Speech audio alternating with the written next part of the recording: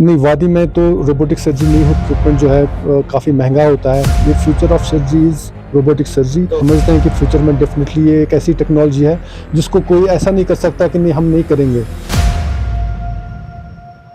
जो robotic surgery का जो रुझान है वो अब शुरू हो चुका है, तो उससे मेडिकल साइंस में एक नया इनकलाब देखने को मिल रहा है। तो ये जो रोबोटिक सर्जरी है ये क्या है, और क्या कश्मीर में इसका कोई रुझान है अभी, ये यहाँ पे होती है? इस सिलसिले में हमारे साथ तफसीलन गुफ्तगू करने के लिए मौजूद हैं डॉक्टर सैयद आसिफ इकबाल साहब। सबसे पहले आपका खैर मकदम है डॉक्टर साहब। Thank you. तो आप ये बताइए पहले कि रोबोटिक सर्जरी है क्या? रोबोटिक सर्जरी मैं आपको बताऊं, एक form of minimally invasive surgery है जिसमें पेशेंट को जो नॉर्मल कन्वेंशनल ओपन सर्जरी में चीरा लगता था वो चीरा नहीं लगता है। 3-4 छोटे छोटे होल्स हो जाते हैं जिससे इंस्ट्रूमेंट अंदर जाते हैं और उसी चीज़ से सर्जरी होती है। अंदर से सर्जरी सेम होती है लेकिन पेशेंट को स्कार नहीं आता, पेन नहीं होता है, पेशेंट की रिकवरी फास्ट होती है, वुंड इन्फेक्शन होने का चांस कम रहता है, पेशेंट की रिकवरी फास्ट होती है, अस्पताल से ज़्यादा जल्दी वो डिस्चार्ज हो सकता है और पेन मेडिकेशन की रिक्वायरमेंट कम रहती है, एंटीबायोटिक्स की रिक्वायरमेंट कम रहती है। बेसिकली रोबोटिक सर्जरी होती क्या है, इसमें ये एक रोबोट होता है जिसके 2 पार्ट्स होते हैं। एक पेशेंट कार्ट होती है जो पेशेंट के पास रहती है, दूसरा सर्जन कंसोल होता है जहाँ पे सर्जन अलग से बैठता है, और सर्जन का कंसोल और जो पेशेंट कार्ट है ये केबल से कनेक्टेड होती है। टेबल पे जो पेशेंट लेटा रहता है ऑपरेशन में, उसके पास पेशेंट कार्ट के थ्रू इंस्ट्रूमेंट छोटे छोटे होल्स 3 या 4 छोटे छोटे होल्स से अंदर जाता है और सर्जन कंसोल में बैठता है। मतलब in a form of remote control से वो सर्जरी होती है।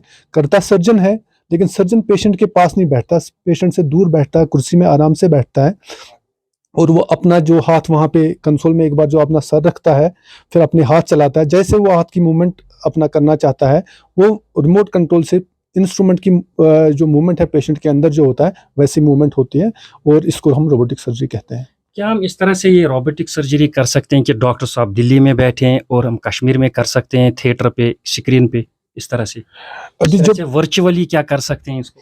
आपने बहुत अच्छा सवाल किया। जो पहली रोबोटिक सर्जरी हुई थी वो हम उसको कहते हैं ट्रांस अटलांटिक सर्जरी। उसमें क्या हुआ था, पहले यूके में सर्जन था और पेशेंट था अमेरिका में। तो सर्जन को जो कंसोल था वो कंसोल में यूके में बैठ के अपना इंस्ट्रूमेंट अपना हाथ हिला रहा था और सर्जरी हो रही थी अमेरिका में। हाँ, अब ये यहाँ पे भी पॉसिबल है। यहाँ पे इस टाइम तो ऐसी सिचुएशन नहीं है कि हम दिल्ली में, हो सकता है फ्यूचर में हो सकता है कि कोई दिल्ली में बैठ के सर्जन कश्मीर में सर्जरी हो सकती है, लेकिन एज ऑफ नाउ ऐसा अभी अवेलेबिलिटी नहीं है यहाँ पे। जो ओपन सर्जरी में या लेप्रोस्कोपिक सर्जरी में बिल्कुल पेशेंट के बगल में खड़े रहना पड़ता है सर्जन को, वैसी बात यहाँ पे नहीं है। यहाँ सर्जन अपने कंफर्ट में कुर्सी में बैठ के सर्जरी करता है। क्या वादी कश्मीर में इसका कोई कंसेप्ट है अभी यहाँ पे हो रही है ये सर्जरी? नहीं, वादी में तो रोबोटिक सर्जरी नहीं होती है। यहाँ पे इसका मतलब जो मैंने आपको बताया, इक्विपमेंट जो है काफ़ी महंगा होता है इसका, जो इसलिए मेरे ख्याल से जो सरकारी अस्पताल या प्राइवेट सेटअप्स हैं उन्होंने अभी यहाँ पे रोबोट प्रोक्योर नहीं किया है। बट हम समझते हैं कि फ्यूचर में डेफिनेटली ये एक ऐसी टेक्नोलॉजी है जिसको कोई ऐसा नहीं कर सकता कि नहीं, हम नहीं करेंगे।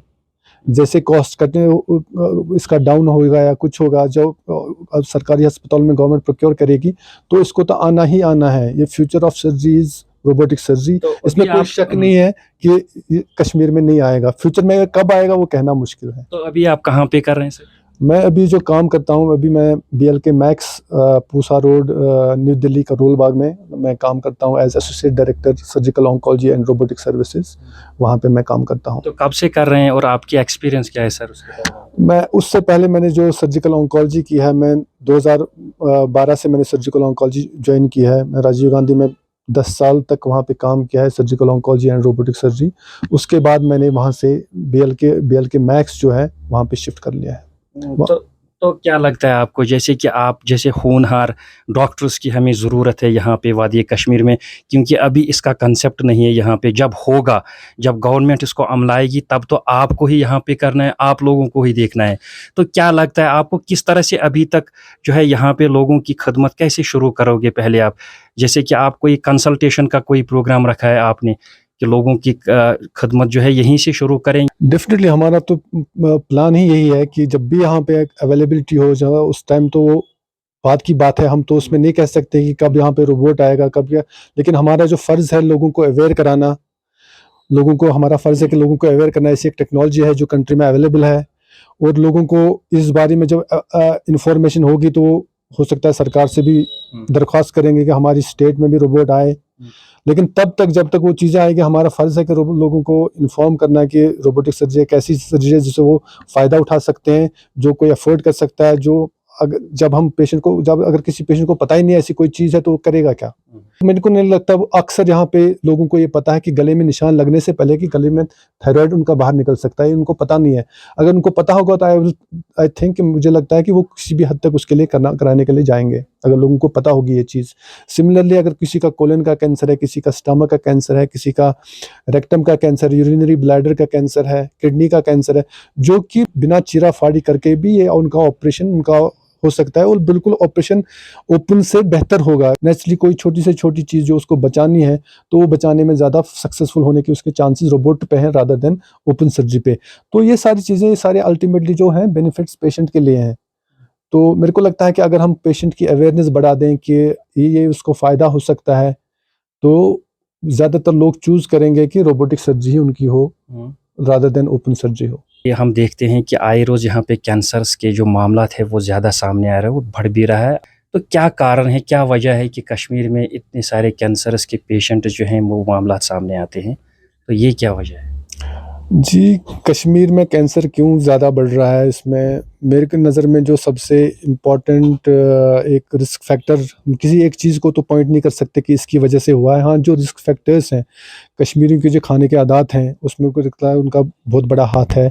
जो हमारा स्मोक्ड सॉल्टेड फूड है, जो हम मतलब भुन के जो मतलब मीट लेते हैं, तुजमास जो हमको आदत कश्मीरी में सिक तुज कहते हैं, और जो हमारा हमारा डाइट नॉन वेजिटेरियन बेस्ड है, उसमें रेड मीट स्पेशली जो हम ज़्यादा लेते हैं, और मसाले और नून चाय वगैरह, ये सारे कंट्रीब्यूटिंग फैक्टर्स हैं कि जो गैस्ट्रोइंटेस्टाइनल मैलिग्नेंसीज के रिस्क फैक्टर्स में आते हैं, उनका मतलब उनकी प्रोबेबिलिटी बढ़ाते हैं ये। इसलिए हमको लगता है कि कश्मीर में, जैसे कि मैं मुल्क के दूसरे स्टेट्स में गैस्ट्रोइंटेस्टाइनल कैंसर मतलब स्टमक या कोलन या रेक्टम या इसोफेगस का कैंसर इसलिए कॉमन नहीं है कि उनका खाना इस हिसाब से ज़्यादातर मोस्टली वेजिटेरियन खाना रहता है, तो उनकी जो इंसिडेंस है गैस्ट्रोइंटेस्टाइनल कैंसर्स की कम है एज़ कम्पेयर टू कशे या कोलन का कैंसर है, जो कि हम फाइबर कम लेते हैं, हमारी डाइट में बिल्कुल वेस्टर्नाइजेशन आई है।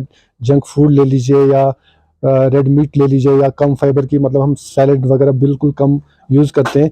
इसमें कंट्रीब्यूशन है कि हमारे जो स्पेशली गैस्ट्रोइंटेस्टाइनल कैंसर्स और ख़ास करके गैस्ट्रोएसोफेजियल जंक्शन कैंसर्स कश्मीर में बढ़ रहे हैं। लास्ट में बताइए, लोगों के लिए क्या मैसेज रहेगी इस हवाले से कि कैंसर की तादाद वो कम हो जाए? सबसे पहले हम तो ये कहेंगे कि स्मोकिंग और जो हमारे रिस्क फैक्टर्स हैं स्पेशली खाने के हवाले से, मैं ये नहीं कहूँगा कि हम बिल्कुल ही अपना मतलब खाने का तरीका बिल्कुल बदल लें, लेकिन उसमें मतलब फ़र्क लाने की, मतलब कमी लाने की ज़रूरत है। जो हम बिल्कुल हर दिन या मतलब हफ्ते में जितना भी हमारा रेड मीट स्पेशली जो रहता है, उसे रेड मीट कम करें, मसाले कम करें, जो नून चाय है या सिक तुज उसको एटलीस्ट थोड़ा सा कम कर लें। स्मोकिंग तो हम अवॉइड करने की कोशिश करेंगे। जो पोल्यूशन है, पोल्यूशन भी एक कंट्रीब्यूटिंग फैक्टर है। अब कश्मीर में भी काफ़ी सारा पोल्यूशन आ गया है, वो भी मतलब काफ़ी सारी जो बीमारियां हैं स्पेशली लंग्स के हवाले से वो कंट्रीब्यूट कर सकते हैं। शुक्रिया आपका। Thank you. तो ये थे हमारे साथ डॉक्टर सैयद आसिफ इकबाल, जो हैं सीनियर ऑन्कोलॉजिस्ट हैं और ख़ासकर ये रोबोटिक सर्जरी में माहिर है और बाहर कई अस्पतालों में काम कर चुके हैं और आज भी कर रहे हैं। इनका यही कहना है कि जो यहाँ पे रहन सहन या खाने पीने में जो तब्दीलियाँ हैं उसकी वजह से यहाँ पे कैंसर्स की जो बढ़ती तादाद है वो उसका सबब है। और ख़ासकर ये जो रोबोटिक सर्जरी के बारे में जो इन्होंने कहा कि यहाँ पे अभी इसका कंसेप्ट नहीं है और उम्मीद की जा रही है कि आने वाले वक्त में यहाँ पे भी इस तरह की टेक्नोलॉजी है वो मंजर आम पे आएगी और ऐसे होनहार डॉक्टर्स की जो है यहाँ पे ज़रूरत होगी और तब जाके यहाँ पे जो लोग हैं, जो यहाँ के मरीज़ हैं, उनको काफ़ी राहत मिलेगी। मीर इशफाक, ईटीवी भारत, अनंतनाग।